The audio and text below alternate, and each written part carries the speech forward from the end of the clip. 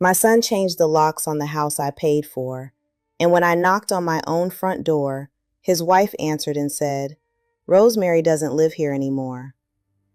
I stood there on that porch I had built with my late husband 42 years ago, holding a grocery bag with ingredients for my grandson's birthday cake, and my daughter-in-law looked at me like I was a stranger asking for directions. The autumn wind cut through my thin cardigan, and I could see my grandson Caleb through the window behind her, playing with toys I had bought him, in a living room I had decorated, in a house that still had my name on the deed. Let me tell you how I got to that moment. Let me explain who I really am and what my son Derek did to the woman who gave him everything. I am Rosemary Thornton. I am 68 years old. I was a registered nurse for 41 years at St. Catherine's Hospital in Portland, Oregon. I worked night shifts so I could be home when Derek came back from school. I worked double shifts so I could pay for his college education. I worked holidays so other nurses could be with their families, and I saved every penny, every bonus, every overtime check, because I wanted my son to have what I never had: security, a home, a future without debt. My husband Walter passed away when Derek was only 12 years old, and from that day forward, I became everything to that boy: mother, father, provider, protector. I cooked his meals, I washed his clothes, I helped him with his homework, I drove him to baseball practice, I sat in the front row at every school play, every graduation, every important moment of his life. When he got married to Miranda 8 years ago, I thought I had done my job. I thought I had raised a good man. I thought the sacrifices had been worth it. I was wrong. Before I continue, if you have ever discovered a truth too late, if you have ever been betrayed by someone you would have died for, make sure you are subscribed. There are stories that only those who have lived them can truly understand. Let me take you back to the beginning, to the world I thought I knew, to the life I thought I had built. After Walter died, I made a decision that would shape the next 30 years of my existence. I would not remarry. I would not date. I would dedicate every ounce of my energy to raising Derek and building something he could inherit. Our house on Maple Street was modest but beautiful. A 2-story colonial with white shutters and a wraparound porch that Walter and I had painted together the summer before he got sick. We had a vegetable garden in the backyard, a tire swing hanging from the old oak tree, and neighbors who brought casseroles when they heard about the cancer. That house became my sanctuary and my prison, the place where I mourned and healed and eventually learned to live again with the absence of the man I loved. Derek was a quiet child after his father died. He stopped playing outside. He stopped laughing at cartoons. He would sit by the window for hours, watching the street as if expecting Walter to come walking up the path with his briefcase and his tired smile. I held him through the nightmares. I answered his questions about heaven and death and why bad things happen to good people. I told him that his father was watching over us, that we would see him again someday, that in the meantime, we had each other. And we did. For years we were a team, Derek and Rosemary against the world. He grew into a handsome young man with his father's brown eyes and my stubborn determination. He played basketball in high school, not well enough for a scholarship, but well enough to learn about teamwork and discipline. He graduated with decent grades and got accepted to Portland State University, where he studied business administration. I paid for everything: tuition, books, housing, food. I never wanted him to work during college because I knew how hard it was to juggle employment and education. I had done it myself decades earlier, and I still remembered the exhaustion, the feeling of never having enough time or energy. I wanted Derek to focus on his studies, to have opportunities I never had. He met Miranda during his junior year.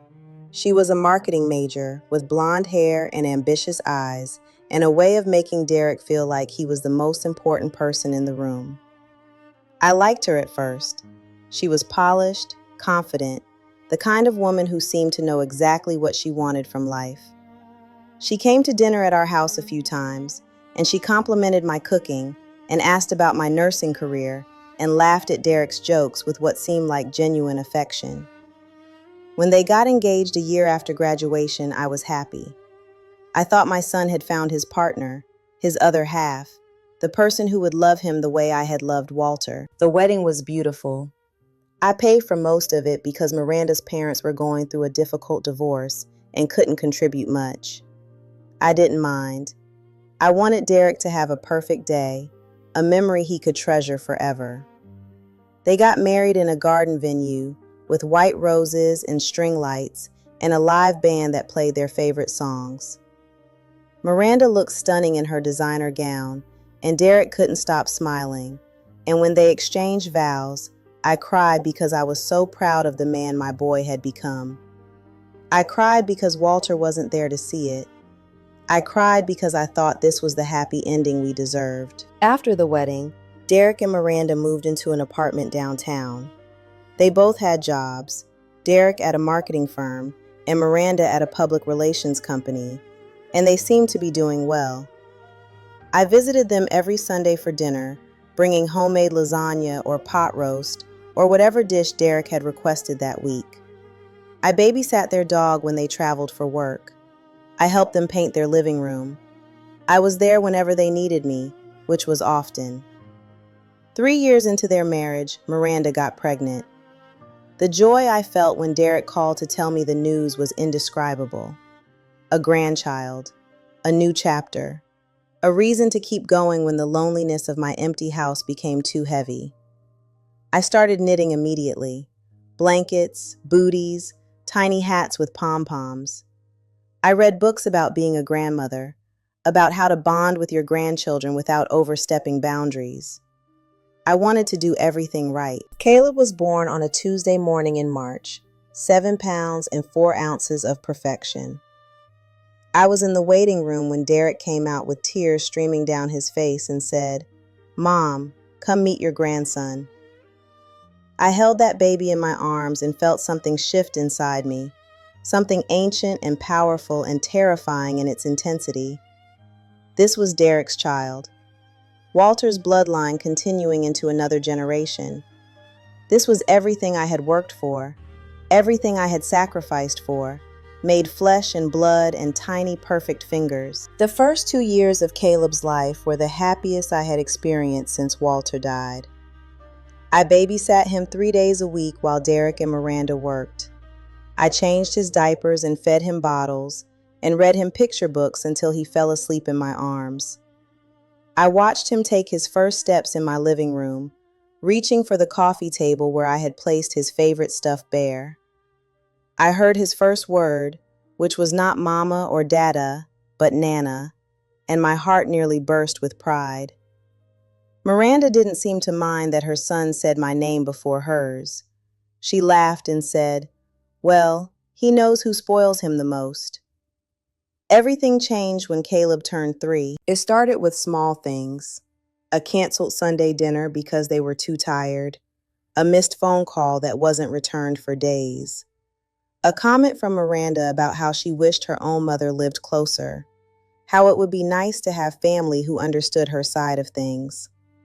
I didn't think much of it at the time. Young parents are exhausted. Young couples have their own rhythms and routines. I told myself not to be needy, not to be the kind of mother-in-law who demanded attention and created drama. Then came the conversation that should have warned me. It was a Thursday evening in late October. I had stopped by their apartment unannounced, which I rarely did, because I had found a vintage children's book at a garage sale that reminded me of one Derek loved as a child.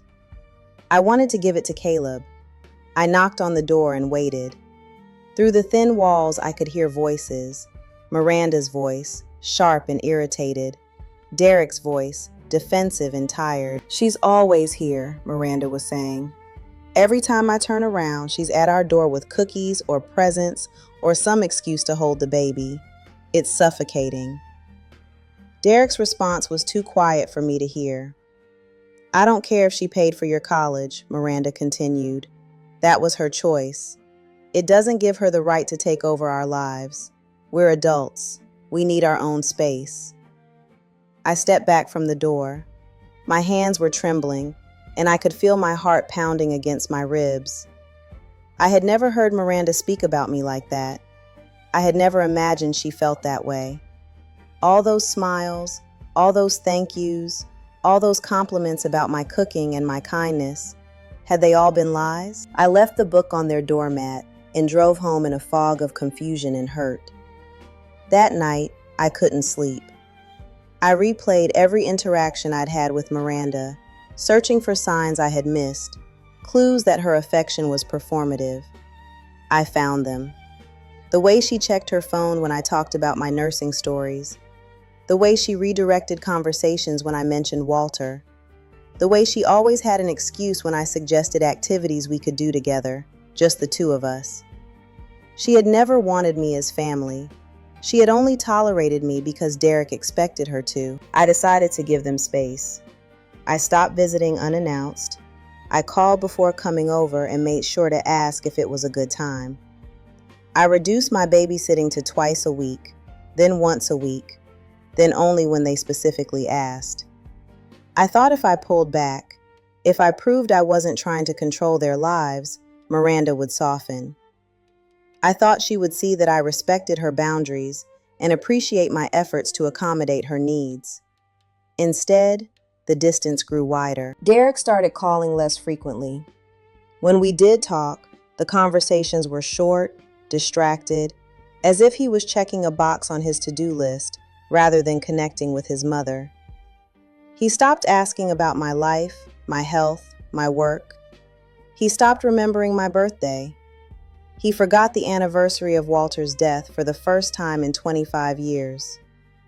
I told myself he was busy, that he had a demanding job and a young family, that I shouldn't take it personally. But I felt him slipping away, and I didn't know how to hold on without pushing him further. Then came the house. Derek called me on a Sunday morning in early spring. His voice sounded nervous, excited, like a child about to ask for something he knows he shouldn't want. "Mom," he said, "Miranda and I have been looking at houses. We found one we love, but it's a little out of our price range. I was wondering if you could help with the down payment."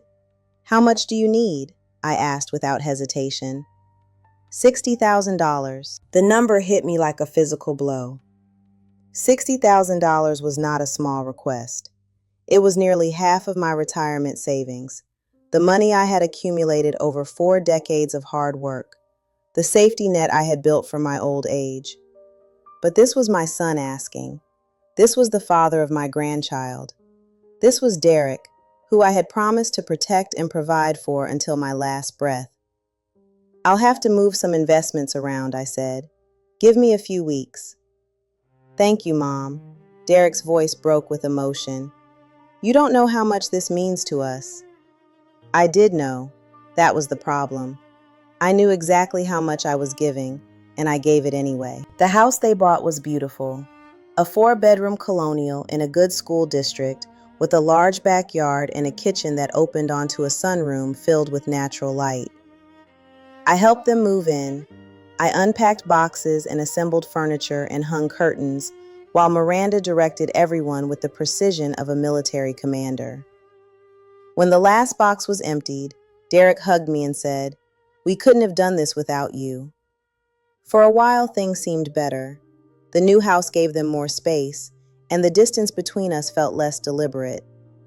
I still visited every Sunday, still brought groceries and gifts, still cherished every moment with Caleb.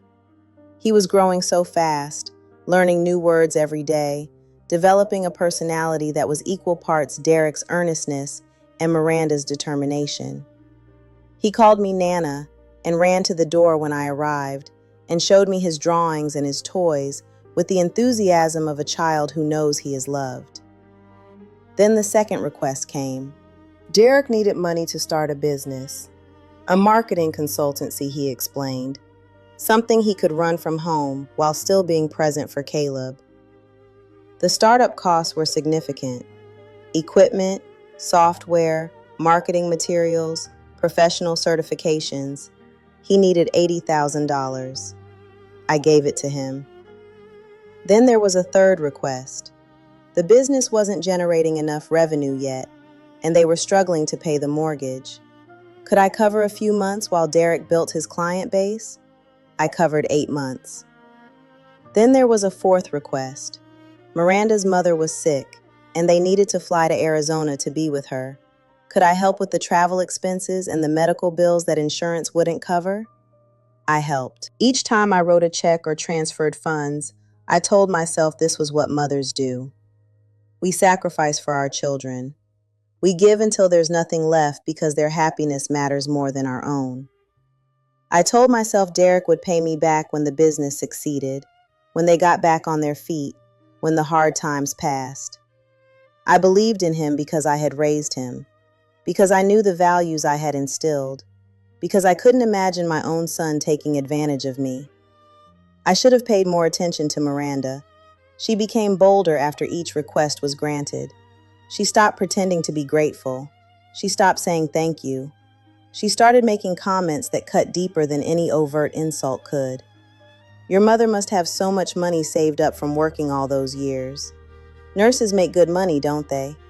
It must be nice not to have any real expenses at your age. I absorbed the jabs in silence. I didn't want to cause problems between her and Derek. I didn't want to be the difficult mother-in-law who complained about everything and created tension in their marriage. I smiled and changed the subject and told myself that she didn't mean it, that she was stressed, that she would appreciate me eventually. The Sunday before my world collapsed, I arrived at their house with ingredients for Caleb's 5th birthday cake. Chocolate with vanilla frosting, his favorite. I had been planning this celebration for weeks. I had bought presents and decorations and a special banner with his name spelled out in gold letters. I had taken the day off work, a rarity in my career, because I didn't want to miss a single moment. Derek met me at the door with an expression I didn't recognize. Flat, guarded, cold. "Mom," he said, "we need to talk." He led me into the kitchen where Miranda was sitting at the island with a glass of wine and a look of practiced sympathy. They sat me down at the table where we had shared so many meals, so many conversations, so many moments of what I thought was genuine family connection. "We've been thinking," Derek began, "and we feel like it would be better for everyone if you weren't so involved in our lives." The words didn't make sense. I heard them, but my brain refused to process their meaning. "What do you mean?" I asked. Miranda took over, her voice smooth and reasonable. "Rosemary, you're a wonderful woman, and we appreciate everything you've done for us. But Caleb is getting older, and he needs to bond more with his parents. Your constant presence is preventing him from developing a healthy attachment to us." My constant presence. I visited once a week. I called before coming. I had followed every boundary they set, made every adjustment they requested, shrunk myself into smaller and smaller spaces to accommodate their needs. "I don't understand," I said. "I thought you wanted me to be part of Caleb's life." "We do," Derek said, "but in a more limited capacity. Maybe monthly visits instead of weekly, phone calls instead of drop-ins. We need to establish our own family identity without your shadow hanging over everything." Your shadow. The words echoed in my skull. I had spent 5 years being their unpaid babysitter, their emergency fund, their solution to every problem they couldn't solve themselves. And now, I was a shadow. "What about the house?" I asked quietly. "The house I helped you buy." Derek's eyes flickered with something that might have been guilt, but Miranda's gaze remained steady. "We're grateful for your help," she said, "but that was a gift. You can't hold gifts over people's heads forever." A gift. $300,000 in gifts over 7 years. My entire retirement, my security, my future. Gifts. I stood up slowly, my knees aching, my hands trembling. I looked at my son, searching for the boy I had raised, the young man who had cried at his wedding because he was so happy, the father who had placed his newborn son in my arms with tears of joy. I couldn't find him. "Derek," I said, "I've given you everything I have. Everything." He couldn't meet my eyes. "I know, Mom, and we're thankful, but we need space to grow as a family." I left their house that day without making the birthday cake. I drove home in silence, unable to cry, unable to scream, unable to do anything but grip the steering wheel and breathe. The grocery bag sat on the passenger seat, the eggs and flour and chocolate chips meant for a celebration that would never happen. That night, I sat in my empty living room and looked at the walls covered with photographs of Derek at every age. Derek as a baby, Derek at his first baseball game, Derek at graduation, Derek on his wedding day, Derek holding Caleb. 38 years of love documented in silver frames, and none of it had mattered. That was when the silence began. That was when I entered my winter. Weeks passed. I honored their request for space because I didn't know what else to do. I didn't call. I didn't visit. I didn't send presents or cards or the weekly texts I used to send with pictures I thought they might enjoy. I sat in my house and wondered what I had done wrong, where I had failed, how I had managed to lose my only child. The loneliness was physical. It lived in my chest like a stone, heavy and cold and impossible to dislodge. I went to work and smiled at my patients and pretended everything was fine because that's what I had always done. No one at the hospital knew about my family problems. No one knew that I came home every night to an empty house and sat in the dark for hours, trying to understand how my life had fallen apart. I stopped tending to my garden. The vegetables rotted on the vine, and the weeds grew tall, and I didn't care. I stopped cooking elaborate meals because there was no one to cook for. I ate cereal for dinner and toast for lunch, and sometimes nothing at all, because the effort of feeding myself felt pointless. My neighbor, a kind woman named Dorothy Patterson, who had lived next door for 20 years, noticed something was wrong. She came over one afternoon with a pie and a concerned expression and sat with me in the kitchen while I cried for the first time since that terrible Sunday. "Rosemary," she said, holding my hand, "what has happened to you?" I told her everything. The money, the requests, the conversation about boundaries and shadows and the need for space. The grocery bag that still sat in my refrigerator because I couldn't bring myself to throw away the ingredients for a cake that would never be made. Dorothy listened without interrupting. When I finished, she sat in silence for a long moment, then said something I will never forget. "Rosemary, have you considered that this might not be about you at all?" I didn't understand. "You've given them everything," she explained. "Your money, your time, your love.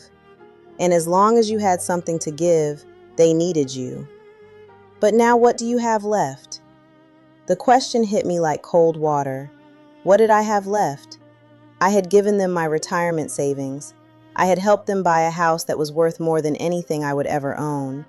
I had funded a business that was supposedly going to change their lives. What was left for me to give? "Nothing," I whispered. "Exactly," Dorothy said. "And people like Miranda, people who take and take and take, they don't want to be reminded of what they've taken. They want you to disappear so they can pretend they earned everything themselves." "You think this is about the money?" "I think it's about everything." Dorothy's voice was gentle but firm. "I think you raised a good boy, Rosemary, and I think that boy married a woman who sees you as an obstacle. The more you gave, the more she resented owing you. And now that there's nothing left, she's convinced Derek to cut you off, so she never has to face what they did." I sat with that idea for days. It made a terrible kind of sense. Every time I had given them money, every time I had solved a problem or filled a gap or stepped in when they needed help, I had become more of a threat to Miranda's narrative. She wanted to be self-made. She wanted people to admire what she and Derek had built together. She didn't want anyone to know that their beautiful house, their comfortable life, their successful business, All of it rested on a foundation of my sacrifice, and Derek had let her do it. That was the part I couldn't forgive. He had watched his wife poison our relationship, heard her criticism and complaints, and instead of defending his mother, he had joined her. He had chosen her version of reality over the truth. Months went by. I celebrated my 68th birthday alone with a cupcake from the bakery and a candle I didn't bother to blow out. I worked extra shifts at the hospital because the distraction was better than sitting at home with my thoughts. I started seeing a therapist, a patient woman named Dr. Evelyn Hughes, who helped me understand that I wasn't crazy, that I hadn't imagined the warmth and love that once existed between me and my son. Sometimes parents become strangers to their children, Dr. Hughes told me during one of our sessions.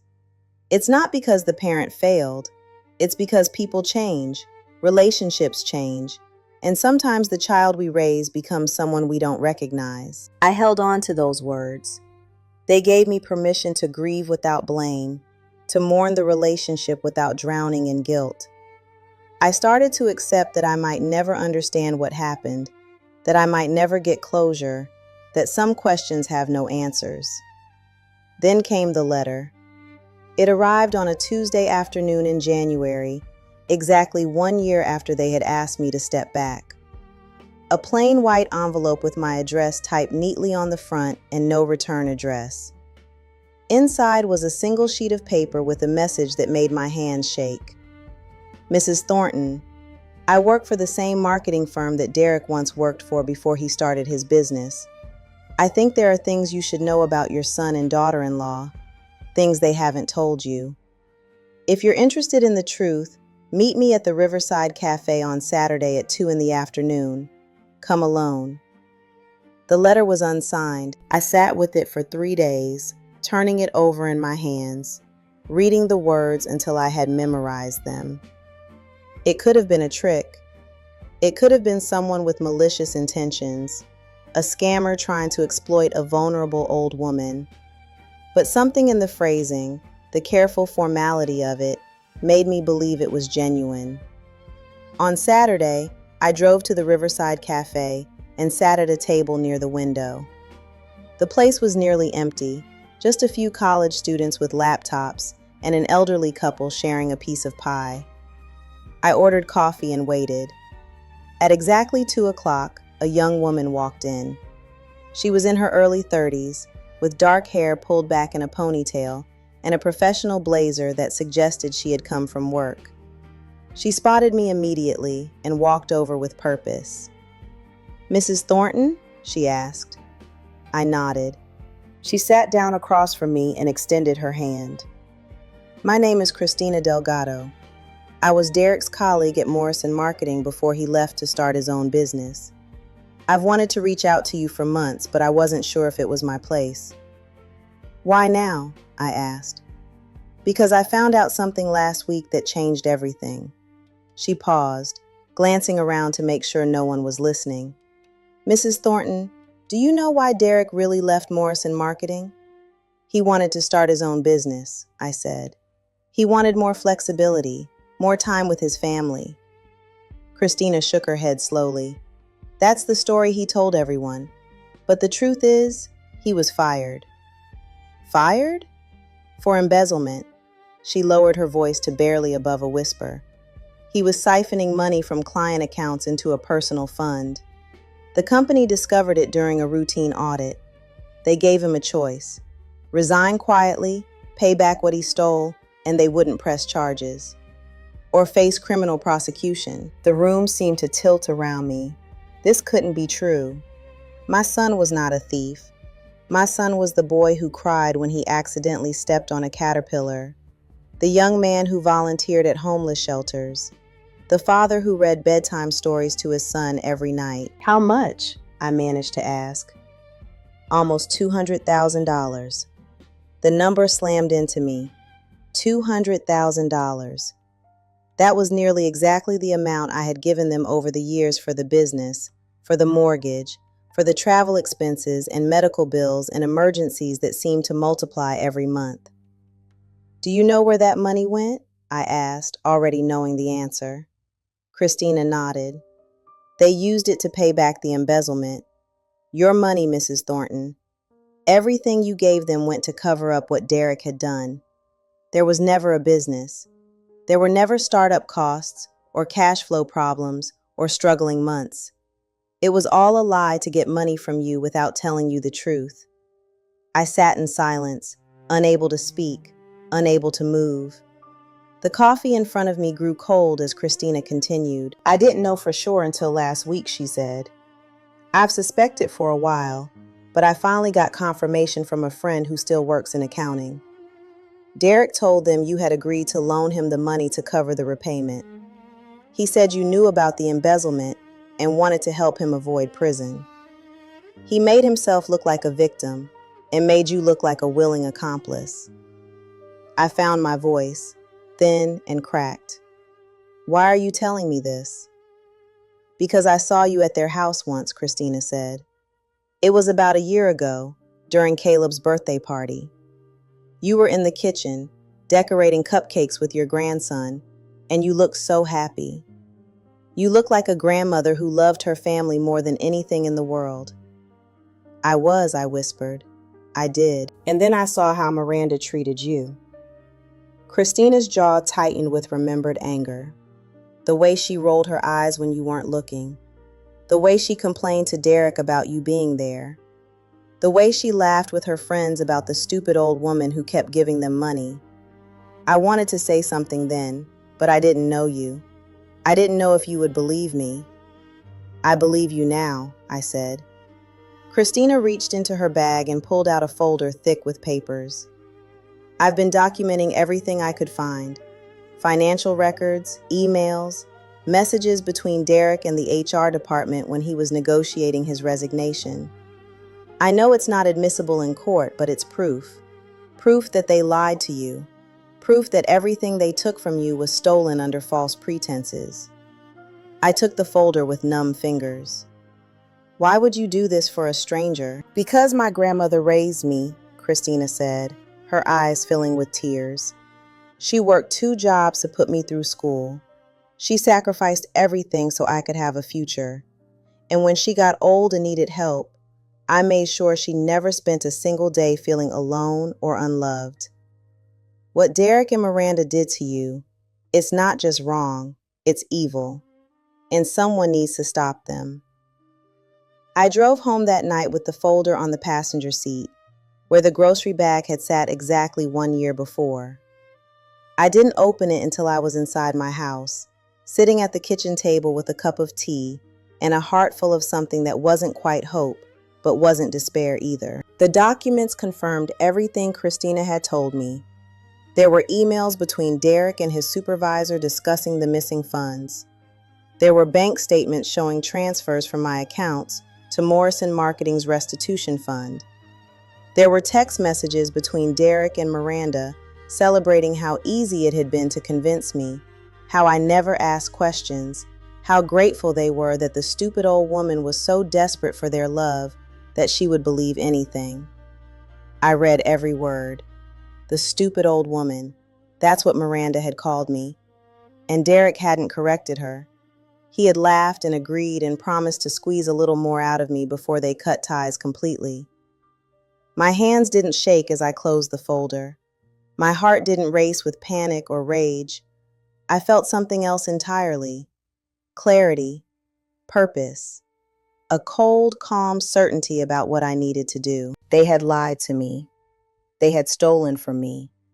They had used my love as a weapon against me and discarded me when I had nothing left to give. Now it was my turn. I didn't sleep that night. Instead, I sat at my computer and began to research. I learned about property law and how my name was still on the deed to their house because they had never refinanced the loan I co-signed. I learned about fraud and how the statute of limitations worked and what evidence I would need to prove my case. I learned about family trusts and inheritance law and how to protect assets from people who didn't deserve them. The next morning, I called my lawyer. His name was Gregory Sullivan, and he had handled Walter's estate after he died. He was retired now, but agreed to meet with me as a favor. I spread Christina's documents across his dining room table and told him everything. The money I had given, the lies I had been told, the discovery that my son had embezzled from his employer and used my savings to cover his crime. Gregory studied the papers in silence, his expression growing darker with each page. When he finally looked up, his voice was heavy with something that sounded like grief. "Rosemary," he said, "what they did to you is legally actionable. You could sue them for fraud. You could potentially recover some of the money, especially since they obtained it through deception. But Derek is your son." Gregory removed his glasses and rubbed his eyes. "If you pursue this, the relationship will never recover. Whatever connection you still have to your grandson will be severed permanently. Are you prepared for that?" I thought about Caleb, his laugh, his drawings, the way he called me Nana and reached for my hand when we crossed the street. I thought about missing his first day of school, his sports games, his graduations, his wedding. I thought about becoming a stranger to the child I loved more than my own life. Then I thought about the folder, the emails, the text messages, the stupid old woman. "They already severed that relationship," I said quietly. "They cut me off a year ago. This isn't about revenge, Gregory. This is about justice." Gregory nodded slowly. "Then we'll need to do this carefully. You still have significant leverage. Your name is on the deed to their house. You co-signed their mortgage. If you wanted to, you could force a sale of the property and recover your initial investment. What about the rest?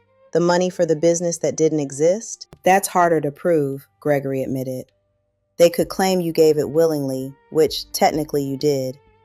But we might be able to make a case for fraudulent inducement. They obtained your money through deliberate lies about its intended use. That's different from a gift." "I want all of it back," I said. "Every penny. Then we start with the house." Gregory picked up his pen. "I'll draft a letter to Derek and Miranda, informing them that you intend to exercise your rights as a co-owner of the property. We'll give them 30 days to either refinance the mortgage without your involvement or begin the process of selling the house and repaying your investment. What if they refuse? Then we go to court." The letter was sent by certified mail exactly 1 week later. I didn't know what response to expect, but I knew it wouldn't be silence. I had spent a year being ignored, being treated like I didn't exist, being erased from my own family's life. That was about to change. The call came 3 days after the letter was delivered. "Mom," Derek said, his voice tight with controlled anger. "What the hell is this letter from your lawyer?" I kept my tone calm, conversational, as if we were discussing the weather. "It's exactly what it says, Derek. I'm exercising my rights as co-owner of the property. You can't do this. We live here. Caleb lives here. I'm aware, and I'm not trying to make you homeless. I'm simply asking for what I'm owed." "What you're owed?" Derek's voice rose with indignation. "We never asked you for that money. You offered. You wanted to help. You can't take it back now." I smiled even though he couldn't see it. "Derek, do you remember what you told me when you asked for the down payment? You said you and Miranda had found your dream home but couldn't quite afford it. You said if I helped, you would consider it an investment in your family's future." "That's right," he said defensively. "It was a gift." "Gifts," I replied calmly, "are given freely, without conditions, without expectations of return."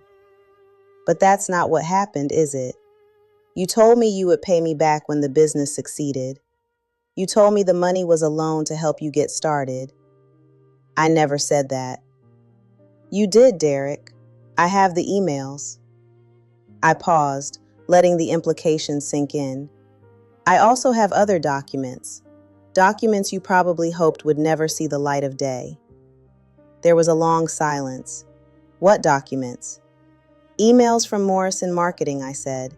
"Bank statements showing where my money really went. Text messages between you and Miranda discussing how easy it was to manipulate me.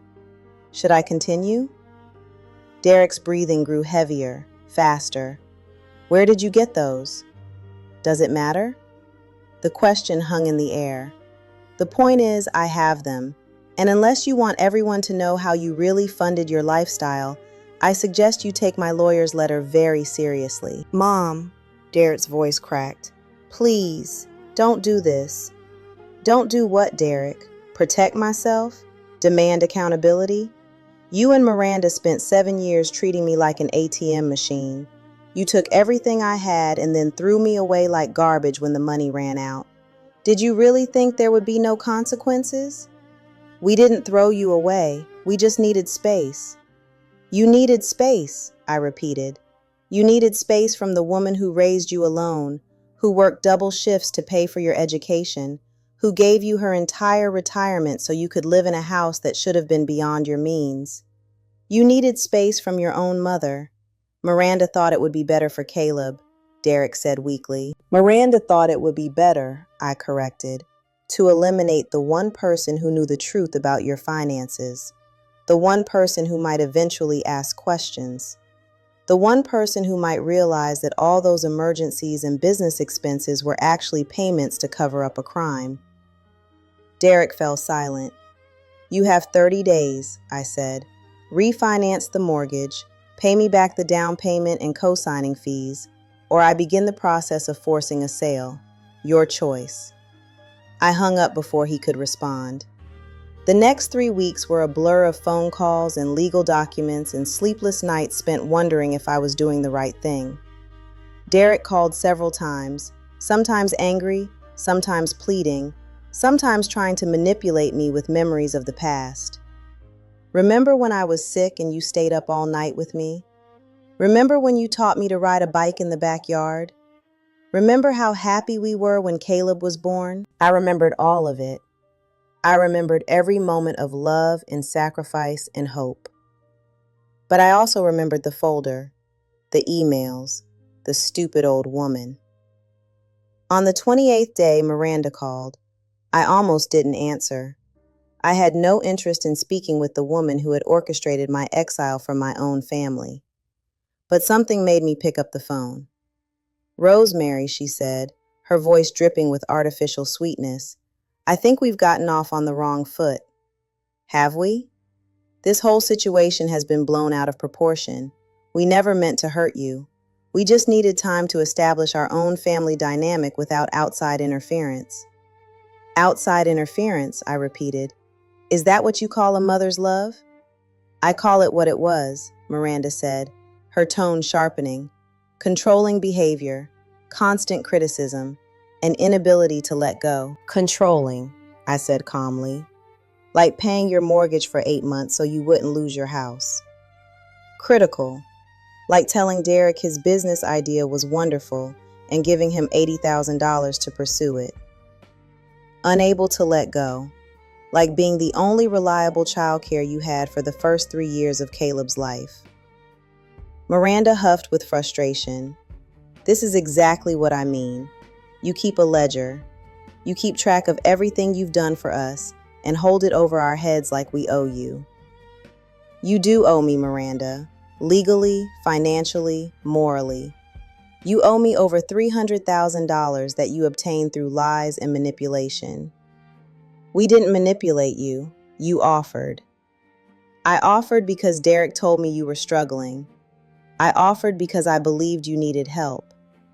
I didn't offer to fund a cover-up for his embezzlement. The silence on the other end of the line was deafening. Yes, I continued. I know about Morrison marketing. I know what Derek did. I know where my money really went. And I know that the two of you have been laughing at me behind my back for years, calling me stupid and naive and easy to fool. Who told you? Miranda's voice was barely a whisper. Does it matter? It was that Christina woman, wasn't it? I knew she was trouble. She never liked me. Christina had the decency to tell me the truth, I said, which is more than I can say for my own son. Look, Miranda's tone shifted to desperate negotiation. We can work this out. We can figure out a payment plan. We can start letting you see Caleb again. Just call off your lawyer. Please. I considered her words. For a brief moment, I imagined accepting her offer. Monthly payments that would probably never come. Supervised visits with my grandson that could be revoked at any moment. A return to the same dynamic of begging for scraps of affection from people who didn't love me. No, I said. What do you mean no? I mean no deal. No payment plan, no gradual reconciliation. You have 2 days left to respond to my lawyer's letter. If I don't receive confirmation that you're refinancing the mortgage and paying back my investment, I begin legal proceedings to force a sale of the property. You can't do this, Miranda said. You're his mother. I was his mother, I corrected. But the son I raised would never have done what Derek did. The son I raised had integrity and honor and respect for the people who loved him. Whoever Derek is now, he's a stranger to me. I hung up the phone and sat in the silence of my kitchen. The clock on the wall ticked steadily, marking the seconds until my ultimatum expired. Part of me hoped they would find a way to refinance, to pay me back, to begin the process of making things right. Part of me knew they wouldn't. On the 30th day, I received a call from Gregory. They've responded, he said. They're refusing to refinance. They're claiming the money was a gift and that you have no legal right to force a sale. What do we do now? We go to court, Gregory replied. I've already drafted the petition. We'll be requesting a partition sale of the property, plus damages for fraud and elder financial abuse. Elder financial abuse? I repeated. That's what this is, Rosemary. When adult children systematically take money from their elderly parents through manipulation and deceit, it's a form of abuse. There are laws specifically designed to address situations like yours. I thought about that word, abuse. It seemed too harsh, too dramatic for what had happened between me and my son. But as I considered everything they had done, everything they had taken, everything they had said about me when they thought I couldn't hear, I realized Gregory was right. This was abuse, and it was time to stop it. The court date was set for March 15th. Almost exactly 1 year after I had stood on their porch with a grocery bag full of cake ingredients and been told I didn't live there anymore. In the weeks leading up to the hearing, I prepared myself for the worst. I gathered documents and practiced my testimony and tried to anticipate every argument Derek and Miranda might make. Christina agreed to testify. She had copies of documents the company no longer possessed, backups she had made before Derek's departure was finalized. Her testimony would prove that Derek had been fired for embezzlement, not voluntarily resigned to start a business. Dorothy also agreed to testify. She had witnessed my decline over the past year, the weight loss and the depression, and the nights I spent crying in my kitchen with the lights off. She could speak to the emotional impact of what they had done. Gregory assembled a comprehensive case. Bank records showing the transfers, emails showing the lies, text messages showing the contempt, a timeline that demonstrated how each request for money had followed a pattern designed to extract as much as possible before cutting me off completely. The morning of the hearing, I put on the same navy blue dress I had worn to Derek's wedding. It still fit, though it hung looser now than it had 8 years ago. I looked at myself in the mirror and saw a woman who had been broken but not destroyed. A woman who had lost everything but her dignity. A woman who was ready to fight. The courtroom was smaller than I expected, just a single judge and a court reporter, and a handful of observers in wooden benches. Derek and Miranda sat at the defendant's table with their attorney, a slick young man in an expensive suit who looked like he specialized in making problems disappear. I took my place at the plaintiff's table and waited for the proceedings to begin. Judge Eleanor Whitfield was a severe woman in her 60s, with silver hair and sharp eyes that seemed to see everything. She reviewed the case files for several minutes before looking up. "Mrs. Thornton," she said, You are requesting a partition sale of property located at 347 Maple Court, as well as damages for fraud and elder financial abuse. Is that correct? Yes, Your Honor.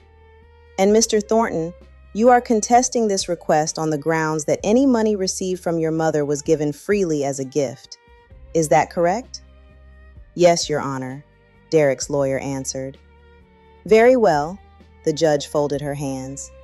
Mrs. Thornton, you may present your case. I stood slowly, feeling the weight of the moment.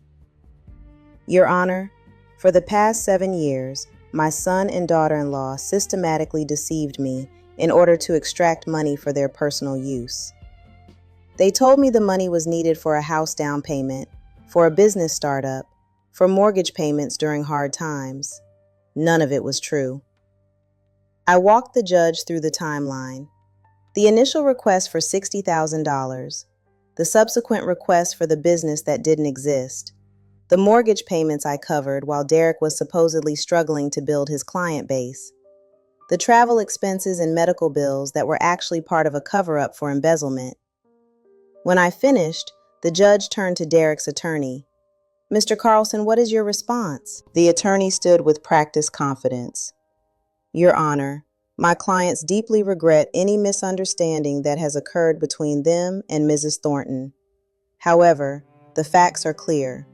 Mrs. Thornton voluntarily offered financial assistance on multiple occasions.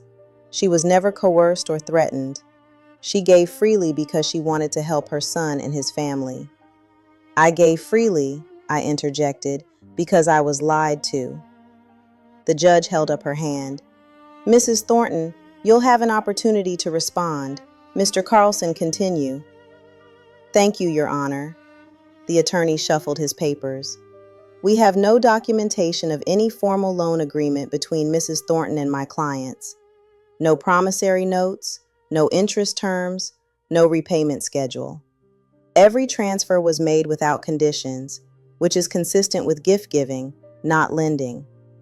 May I respond, Your Honor? I asked. The judge nodded. I turned to face Derek for the first time since the hearing began. He looked smaller than I remembered, diminished by the suit he was wearing like a costume. Miranda sat beside him with an expression of studied indifference, but I could see fear in her eyes. It's true, I said, that I never asked for formal loan documents. It's true that I didn't require promissory notes or interest payments. Do you know why, Your Honor? Because he's my son. Because I trusted him. Because I never imagined he would steal from his own mother. Derek flinched. I didn't just give them money for a house, I continued. I gave them my retirement. I gave them my security. I gave them 40 years of savings accumulated through sacrifice and discipline and hard work. And they didn't just take it. They planned how to take it. They strategized about how to manipulate me. They laughed about how easy it was. I pulled out the folder Christina had given me. Your Honor, I have documentation proving that my son was fired from Morrison Marketing for embezzling nearly $200,000. I have bank records showing that the money I gave him was used to pay back his debt to the company, not to start a business. And I have text messages between my son and daughter-in-law discussing their plan to extract as much money as possible before cutting me out of their lives. Mr. Carlson objected immediately. Your Honor, these documents were obtained through questionable means. Their authenticity cannot be verified. The authenticity can be verified, I replied. Christina Delgado, who worked with my son at Morrison Marketing, is prepared to testify to the origin and accuracy of these documents. The judge examined the folder I had submitted. Mr. Carlson, these appear to be legitimate business communications and financial records. Unless you have specific evidence that they are fabricated, I will allow them. Derek leaned over to whisper urgently to his attorney. I watched his face change as the reality of his situation became clear. Your Honor, Mr. Carlson said slowly, may I have a moment to confer with my clients? You may have 5 minutes. I sat down while Derek, Miranda, and their attorney huddled in frantic conversation. I could see Miranda gesturing angrily, her face red with frustration. Derek looked like he wanted to disappear. When they returned to their positions, the attorney's demeanor had changed. He looked defeated. "Your Honor," he said, "my clients would like to request a brief recess to discuss the possibility of a settlement." The judge raised an eyebrow. "Mrs. Thornton, are you open to settlement discussions?" I looked at Derek. He was staring at the table, unable to meet my eyes. Miranda was gripping his arm so tightly, her knuckles had turned white. "That depends," I said, "on what they're offering."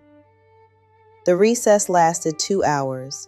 Gregory and I sat in a small conference room while Derek's attorney shuttled back and forth with proposals and counterproposals. The first offer was insulting, $20,000 and an apology. The second was better, $50,000 and a formal acknowledgement of wrongdoing. The third approached reasonable, $100,000 and refinancing of the mortgage. I rejected them all. Gregory looked at me with concern. "Rosemary, $100,000 is a significant recovery. You might not get more if we go to trial." "I know," I said, "but this isn't about the money anymore." "Then what is it about?" I thought about the question for a long time. It was about Derek looking me in the eye and acknowledging what he had done. It was about Miranda losing the smug certainty that she could manipulate anyone into anything. It was about Caleb someday knowing the truth about his parents and understanding that his grandmother had fought for justice, not revenge. "I want them to admit it," I said, "in court, on the record. I want Derek to say what he did and why. I want Miranda to acknowledge her role. And then I want every penny of my money back, plus damages." Gregory nodded slowly. Then we go back to the hearing. When we returned to the courtroom, the judge asked for an update on settlement discussions. "Your Honor," I said, "we were unable to reach an agreement." The judge sighed. "Very well. Mr. Thornton, please approach the witness stand." Derek walked forward like a man going to his execution. He was sworn in and took his seat with the expression of someone who knew the game was over. "Mr. Thornton," the judge began, "I have reviewed the documents submitted by your mother. They paint a troubling picture. Is it true that you were terminated from Morrison Marketing for embezzlement?" Derek swallowed hard. "Yes, Your Honor." "And is it true that you used money from your mother to repay the funds you had stolen?" I saw his attorney close his eyes. Derek had just admitted to everything. "Yes, Your Honor." "Did you tell your mother the truth about why you needed the money?" "No, Your Honor." "What did you tell her?" Derek's voice was barely audible. "I told her I was starting a business. I told her I needed capital for equipment and marketing and certifications. I told her I was struggling with cash flow and needed help with the mortgage." "And none of that was true?" "No, Your Honor." The courtroom fell silent.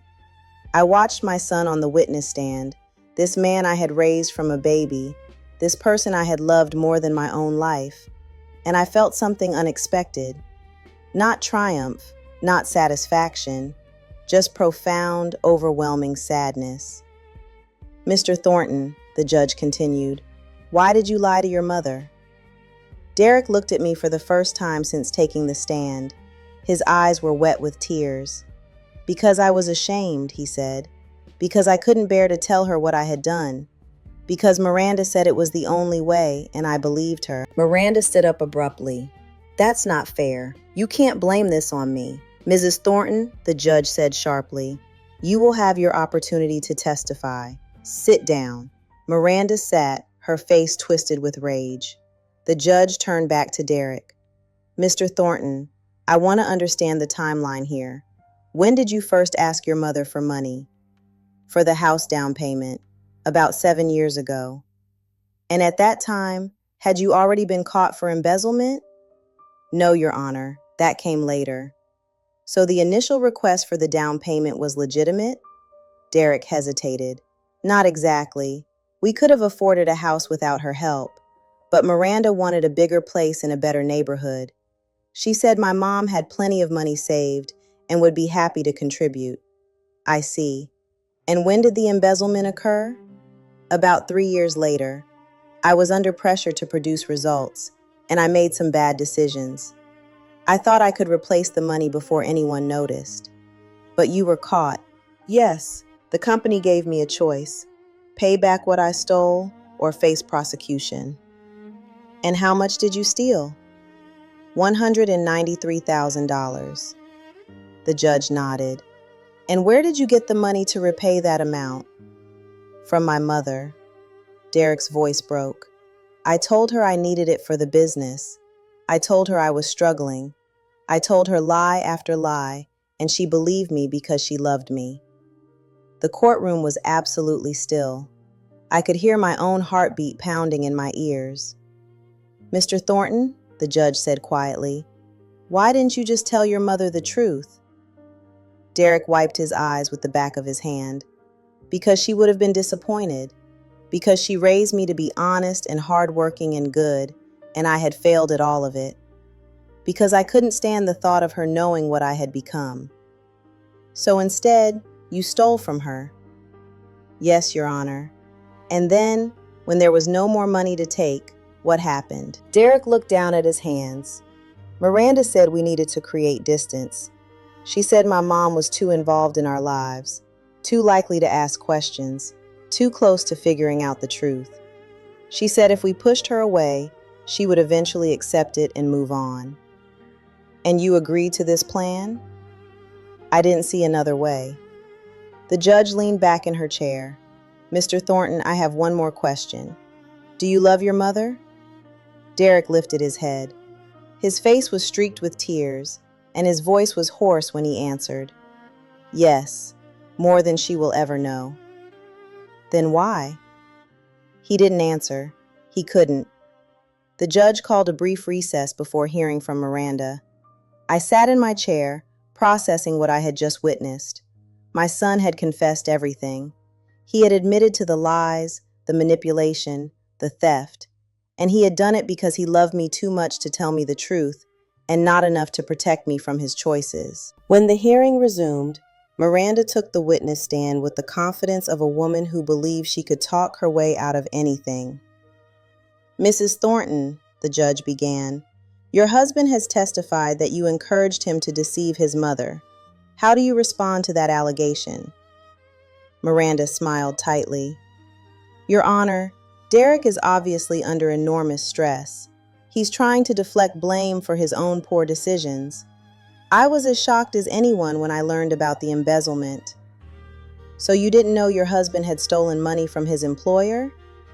Of course not. He never told me. And you didn't know that the money he obtained from his mother was used to cover up that theft? Absolutely not. I thought it was for the business, just like she did. The judge nodded slowly. Mrs. Thornton, I have here a series of text messages between you and your husband. Would you like to explain this one? She held up a printout. Quote, the stupid old woman actually bought it. She thinks she's investing in our future. End quote. Miranda's composure cracked slightly. That was taken out of context. Please provide the context. I was frustrated. Rosemary was always interfering in our lives, always showing up unannounced, always trying to control everything. I vented to my husband in private. That doesn't make me a criminal. What about this message? The judge held up another printout. Quote, we need to cut her off soon. She's asking too many questions about the business finances. If she finds out there's no actual business, we're screwed. End quote. Miranda's face went pale. Mrs. Thornton, the judge continued, this message was sent 6 months before you asked Rosemary Thornton to stop visiting. It suggests you knew there was no legitimate business and that you were concerned about being discovered. Is that accurate? Miranda looked at her attorney, who gave a barely perceptible shake of his head. I don't recall the specific circumstances of that message. Let me refresh your memory. The judge pulled out another document. According to bank records, This message was sent 2 days after you received a transfer of $30,000 from Rosemary Thornton for, quote, business expansion costs, end quote. Did Derek's business exist at that time? I don't know the specifics of his work arrangements. Mrs. Thornton, you are under oath. Did Derek have a functioning marketing consultancy at the time you received that money? Miranda's jaw tightened. No. So the money was obtained under false pretenses. I suppose technically, yes. The judge set down the documents. Mrs. Thornton, in your opinion, what did Rosemary Thornton do to deserve being treated this way? For the first time, Miranda seemed genuinely confused. What do you mean? I mean, this woman gave your family over $300,000. She babysat your child for years.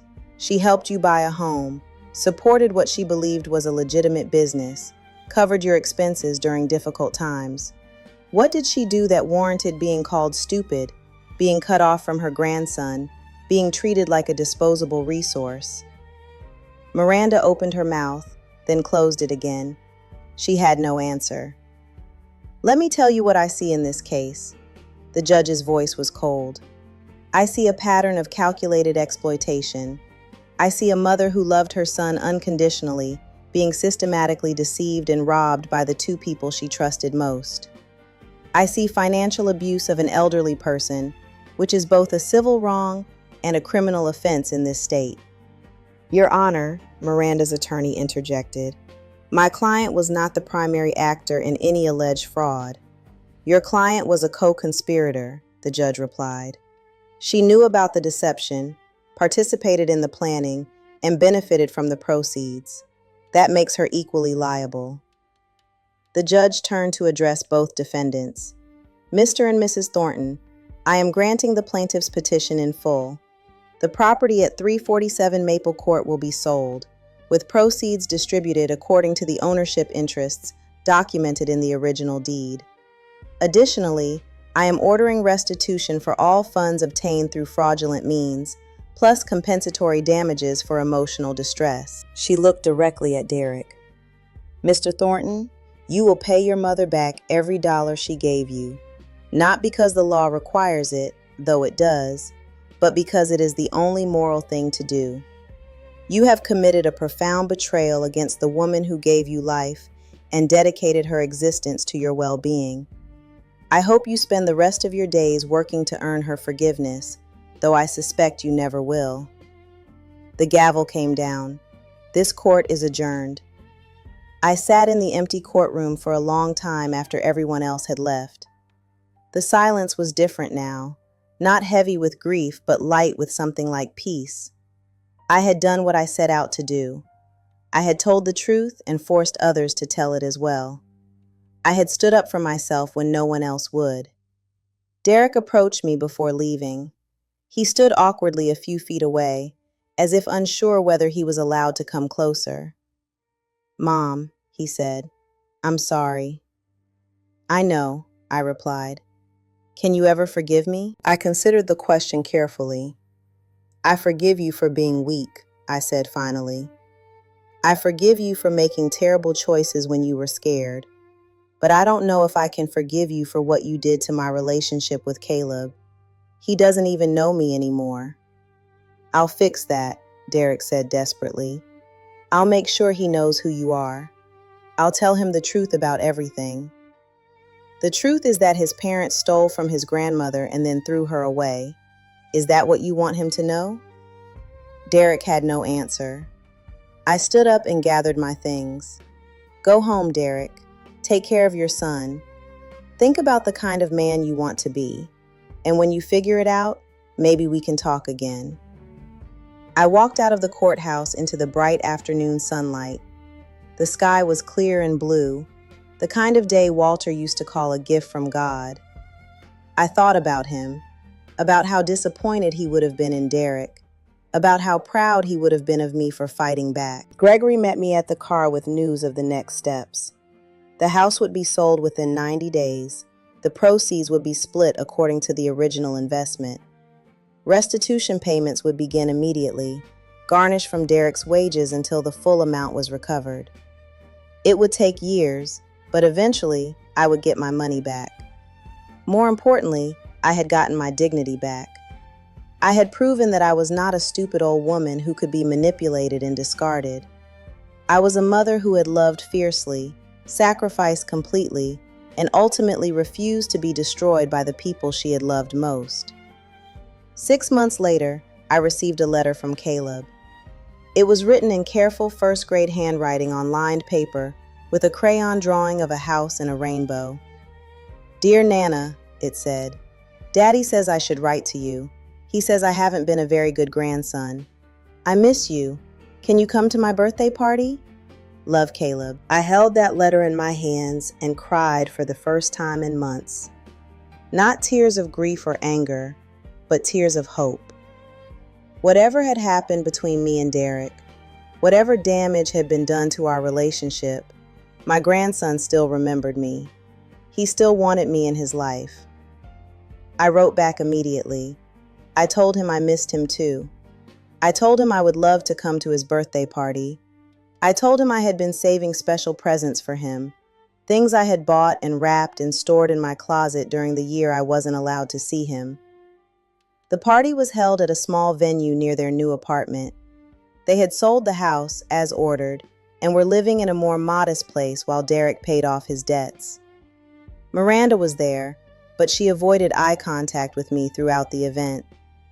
Derek watched from a distance, uncertain of how to interact with me after everything that had happened, but Caleb ran to me the moment I walked through the door.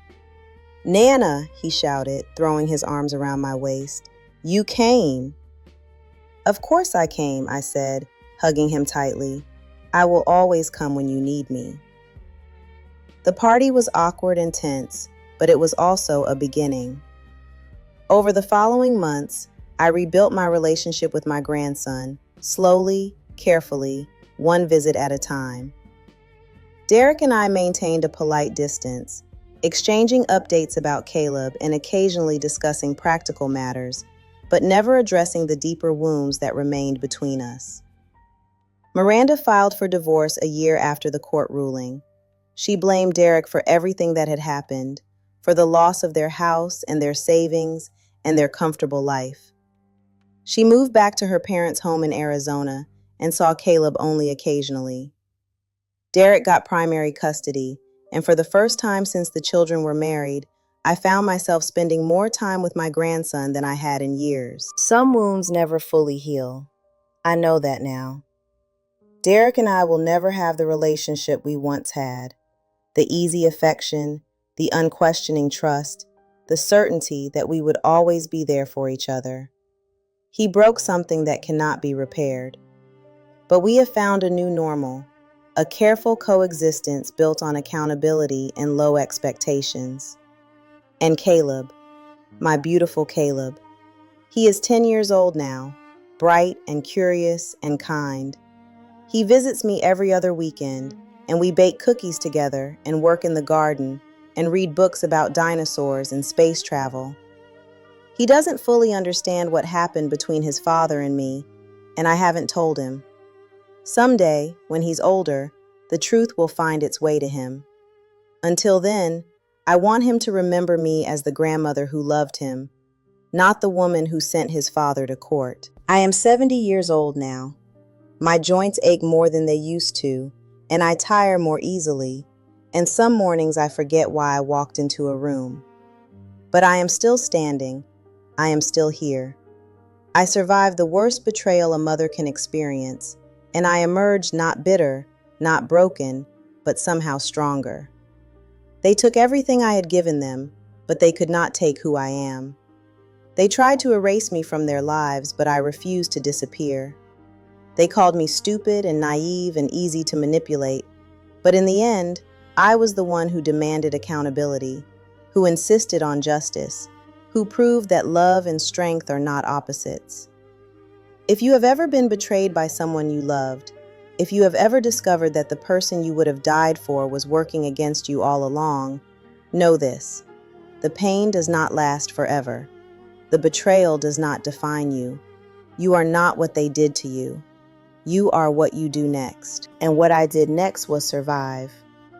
What I did next was fight. What I did next was rebuild a life from the ashes of the one they burned down. They took my money and my trust and my peace of mind. They took years of my life that I will never get back. But in the end, I kept the one thing they could never steal. I kept my truth, and that truth set me free. The old oak tree in my backyard is still standing. The tire swing is gone now, rotted and replaced by a bench where I sit on summer evenings and watch the fireflies. The vegetable garden is smaller than it used to be, but it still produces tomatoes and peppers and herbs that I use in my cooking. The house on Maple Street is still mine, still beautiful, still filled with photographs of the people I love. Derek visits sometimes. He brings Caleb, and they help me with yard work or fix things that need repair. We don't talk about the past. We don't need to. The legal document said everything that needed to be said. Now we focus on the future, on building something new from the ruins of what was destroyed. Last week, Caleb asked me why I live alone. Don't you get lonely, Nana? I thought about the question before answering. Sometimes, I told him, but lonely is not the same as alone. I have my friends and my garden and my books. I have you visiting on weekends, and I have memories of your grandfather, who loved this house as much as I do. Caleb nodded solemnly. When I grow up, he said, I'm going to live next door to you. That way you'll never be lonely again. I pulled him into a hug and held him until he squirmed away to chase a butterfly. Children make promises they cannot keep. I know that. But for that moment, in that garden, with the sun warming my face and my grandson's laughter filling the air, I believed him. And that belief, that hope, that fragile faith in the goodness that still exists in this world, that is what they could not take from me. That is what I protected through all the years of sacrifice and all the months of betrayal and all the days of fighting for what was right. They called me the stupid old woman. They said I was easy to fool, simple to manipulate, desperate for love. But I was the one who stood in that courtroom and told the truth. I was the one who demanded justice and received it. I was the one who rebuilt my life when they tried to destroy it.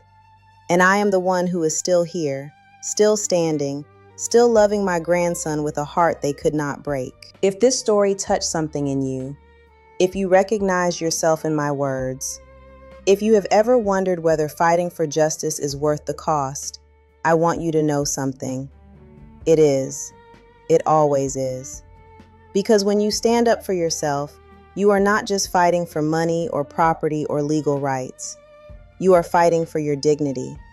You are fighting for your truth. You are fighting for the person you were before they tried to change you into someone smaller, someone quieter, someone who accepts whatever scraps of love they choose to throw your way. I am Rosemary Thornton. I am 70 years old, and I am not a victim. I am a survivor. 2 years have passed since the trial. I celebrated my 72nd birthday last month with a small gathering of friends, neighbors, and most importantly, my grandson Caleb. He is 12 now, tall for his age with his father's brown eyes and a gentle wisdom that seems beyond his years. He brought me a handmade card with a drawing of the two of us standing in my garden, surrounded by tomato plants and sunflowers. Nana, he wrote inside, thank you for teaching me that love means showing up, not just saying the words. I keep that card on my refrigerator, next to the photograph of Walter and me on our wedding day. 2 images of love, separated by decades, connected by the same truth. Love is action. Love is presence. Love is staying when it would be easier to leave. Derek has changed. I can see it in the way he looks at me now, with something approaching the respect I spent decades trying to earn. He calls every Sunday morning, not because he feels obligated, but because he seems genuinely interested in my life.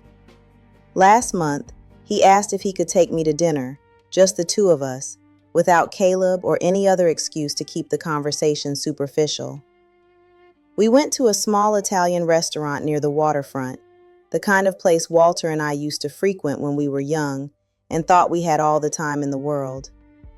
Derek ordered wine and appetizers and made small talk about his job and his apartment and the dating life he was slowly rebuilding after the divorce. Then, between the salad and the main course, he said something that stopped my heart. "Mom, I need to tell you something I should have said a long time ago." I waited, my hands folded in my lap, prepared for another apology, another excuse, another explanation that would fall short of genuine understanding. "I blamed you for years," Derek said, his voice thick with emotion. "I blamed you for Dad dying. I blamed you for being strict and demanding and always pushing me to be better. I blamed you for making me feel like nothing I did was ever good enough." I didn't know what to say. I had never heard him speak this way before, with such raw honesty, such painful self-awareness. "When Miranda came along," Derek continued, "she told me that you were controlling me.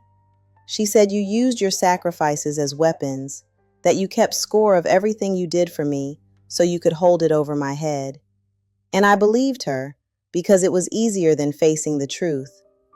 What truth? That I was never good enough for myself. Derek's eyes filled with tears. That I was never honest enough, brave enough, strong enough to be the man you raised me to be. And instead of working on my own failures, I blamed you for them. I let Miranda convince me that you were the problem, when the problem was always me. The waiter appeared with our entrees, but neither of us touched the food. We sat in silence, the weight of 38 years of love and pain and misunderstanding settling between us like dust in an empty room. "I didn't sacrifice for you because I wanted you to feel guilty," I said finally. "I sacrificed because I loved you. Because being your mother was the greatest privilege of my life. Because every time I went to work exhausted or gave up something I wanted, I thought of your face, and it was worth it. Every single time. I know that now." Derek wiped his eyes with his napkin. "I know it because of how you treated me after the trial. I stole from you. I lied to you. I threw you away like you were nothing. And when you had every right to hate me, when you could have destroyed me completely, you chose mercy instead." "I chose survival," I corrected gently. "I didn't have the energy for hatred. Hatred requires commitment, investment, attention. I needed all of those things for myself." Derek nodded. "That's what I mean. You could have pressed criminal charges. You could have made sure I went to prison. But you didn't. You just wanted what was fair." "I wanted my son back," I said. "The real one. The one I raised. And I think, slowly, I'm starting to see him again." We finished dinner talking about simpler things. Caleb's progress in school, Derek's new job at a nonprofit organization that helped people rebuild after financial crises. The irony was not lost on either of us. The man who had once stolen was now dedicating his life to helping others recover from loss. When he drove me home that night, Derek walked me to my front door and hugged me longer than he had in years. "I love you, Mom," he said. "I know I don't deserve your love, but I'm grateful for it every day." I held my son in my arms and felt something shift in my heart. Not forgiveness exactly. Forgiveness implies that the wound has healed, and some wounds leave scars that never fully disappear. But acceptance, understanding, the recognition that people are capable of change, even people who have hurt us deeply. "Go home," I said. "Get some rest. And call me next Sunday." He smiled, the first genuine smile I had seen from him since before the trial. "I will, Mom. I promise." And he has kept that promise. Every Sunday, without fail, my phone rings at 10 in the morning, and Derek's voice greets me with the warmth I had almost forgotten existed. Dorothy Patterson passed away last spring. Her heart, weakened by decades of hard living and harder loving, finally gave out one night while she slept. I found her the next morning when I came to deliver the casserole I had promised to bring for her daughter's visit. I sat with her body for an hour before calling anyone. I held her cool hand and told her all the things I should have said while she was alive. Thank you for believing me when no one else did. Thank you for telling me the truth about Miranda when I was too blind to see it myself. Thank you for being my friend when friendship was the only thing keeping me together. Her funeral was small but beautiful. Her daughter flew in from California and thanked me for being such an important part of her mother's final years. She had no idea, the daughter said, that you were the one who checked on her every day, who brought her groceries, who sat with her when she was lonely. She never mentioned any of that in our calls. She wouldn't have, I replied.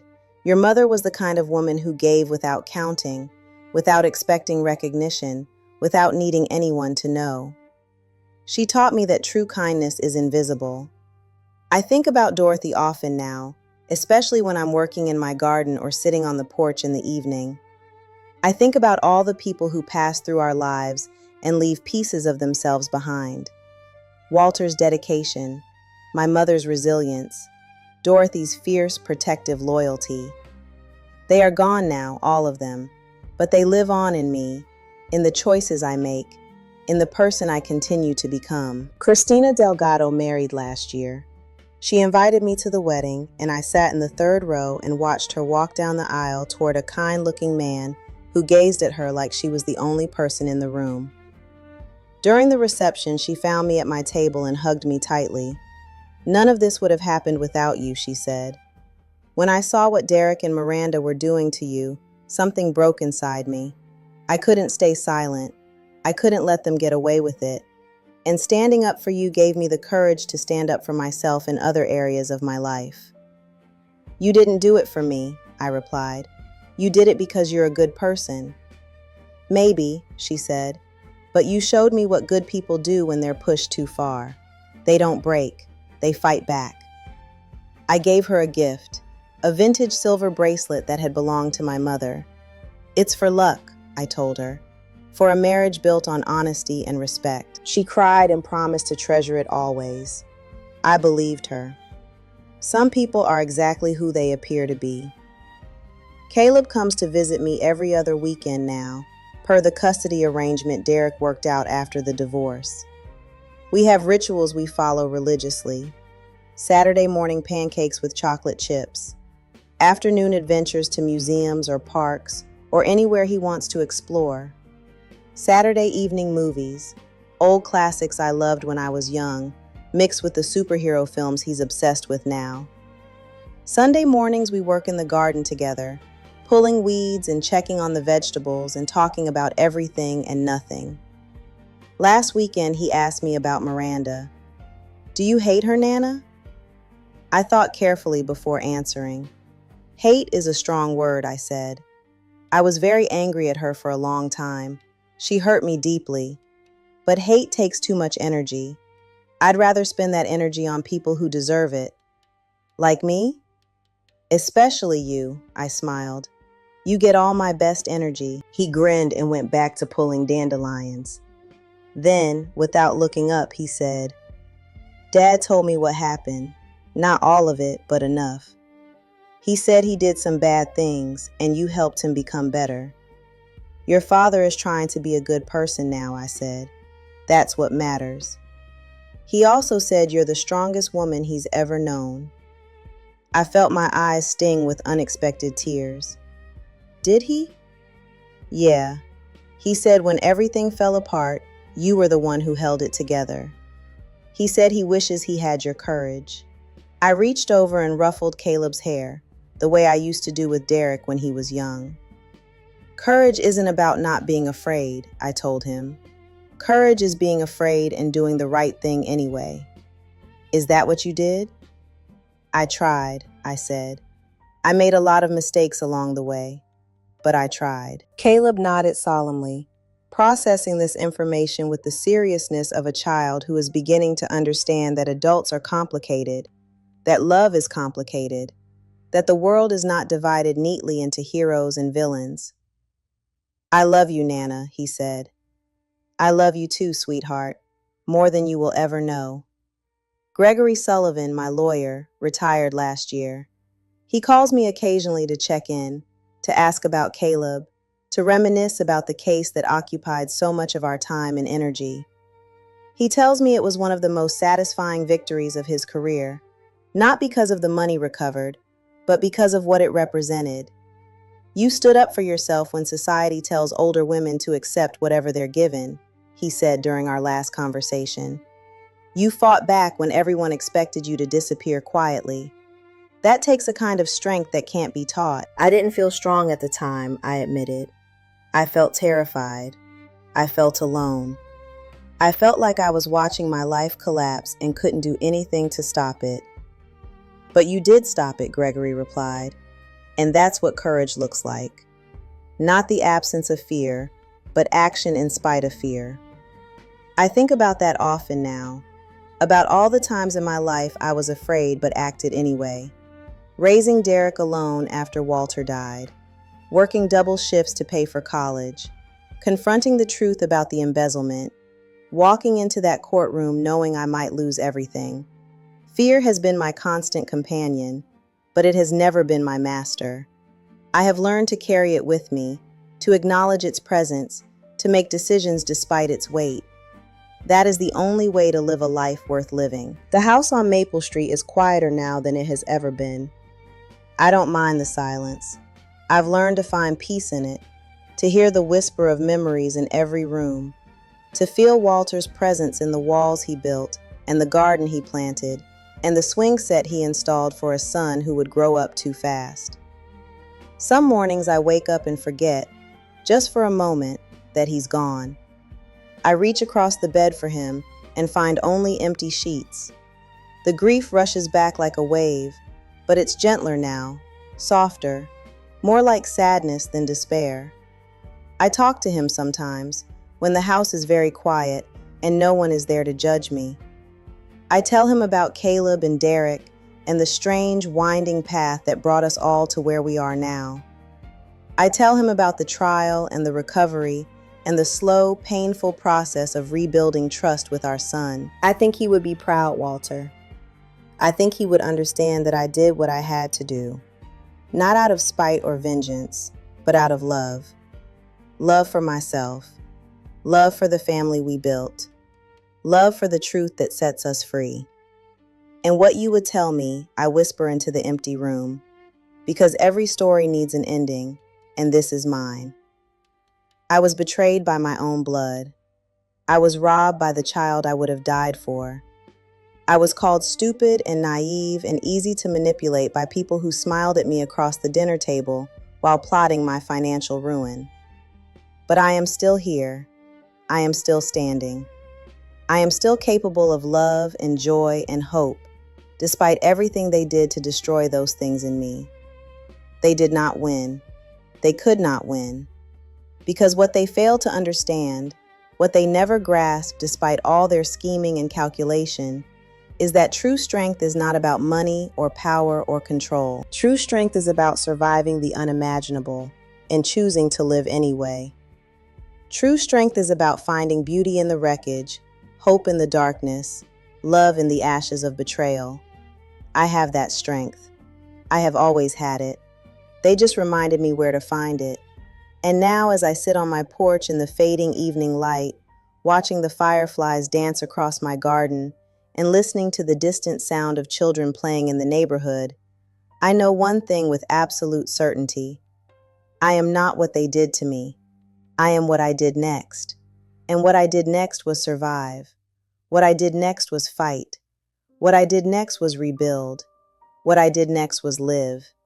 Did you enjoy my story? What city are you listening from? Let me know in the comments.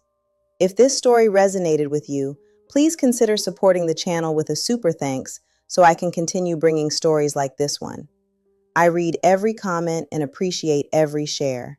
See you in the next life story with love and respect.